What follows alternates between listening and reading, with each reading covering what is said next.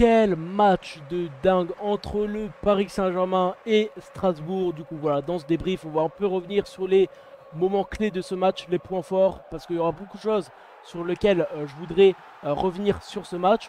Alors déjà, avant de commencer ce débrief, merci à toutes les personnes qui étaient présentes sur le live. Voilà, merci. Voilà, je tiens à vous remercier vraiment tous pour votre présence. Voilà, c'était cool, tout ça. Donc merci à tous. Du coup, voilà, on va s'attarder maintenant sur le match qui a eu lieu entre le PSG et le Strasbourg. Le retour de la Ligue 1 pour le PSG et pour les Strasbourgeois. On s'attendait déjà à un match plutôt simple pour le PSG qui recevait les 19e de Ligue 1. Et au final, bah, c'était compliqué pour le PSG qui a galéré pendant ce match. Après, ils avaient la possession, vous voyez, ils avaient 71% de possession. Mais on voyait qu'ils n'étaient pas non plus très sereins, les Parisiens.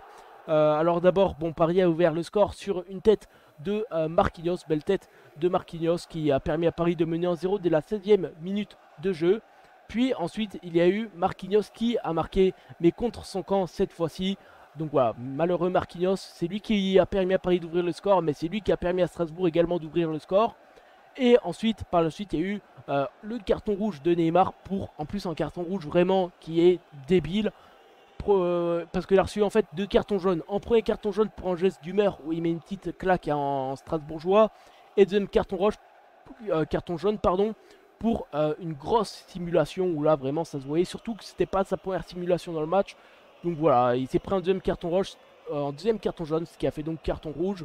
Donc voilà, un carton rouge qui aurait pu largement être évité par le Brésilien. Et du coup ensuite, bon, Strasbourg aurait peut-être pu prendre le dessus dans le match, mais non, Paris a quand même réussi à maîtriser dans la globalité le match, malgré qu'il soit en infériorité numérique. Et puis à la toute fin du match, dernière action, Kylian Mbappé qui permet à Paris de repasser devant en marquant un but sur penalty très bien tiré. Et d'ailleurs, ce qui était drôle sur cette action, c'est que avant le penalty, du coup Mbappé rentre dans la surface, il tombe. Du coup là, Clément Turpin siffle penalty, mais juste derrière, Marquinhos met en but. Et du coup, Turpin n'avait pas laissé l'avantage. Du coup, le but de Marquinhos a dû être refusé pour donc le penalty. Et on s'imagine que si Mbappé aurait manqué le penalty, là, je pense que ça en aurait bien voulu à Turpin. Mais bon, tout se finit bien pour le PSG. Et par contre, pour les Strasbourgeois, c'est compliqué pour eux qui déjà étaient 19e. Du coup, n'avancent pas au tableau. Donc voilà, match. Mais bon, Strasbourg en vrai aura réussi à poser des problèmes. Moi, au début, je pensais que Paris allait gagner plus largement. Et au final, Strasbourg aura quand même mis en danger les Parisiens, malgré qu'ils soient avant-dernier du championnat. Donc voilà, bien joué tout de même aux Strasbourgeois qui auront fait leur match. Du coup, au niveau des tops et des flops, on va dire, du coup, du côté de Paris, en vrai, un joueur qui a été bon, Mbappé, en vrai, il aurait été bon, il aura fait pas mal la différence. Marquinhos, la défense aurait été aussi très solide. Donc voilà, niveau, surtout la charnière Marquinhos-Ramos. Donc voilà, au niveau des tops, je mettrais ça. Même Verratti aurait été bon. Dans la globalité, les Parisiens auront été bons. Et bon, du côté de Strasbourg, Ajorc aurait été très bon. Thomasson aussi beaucoup en vue.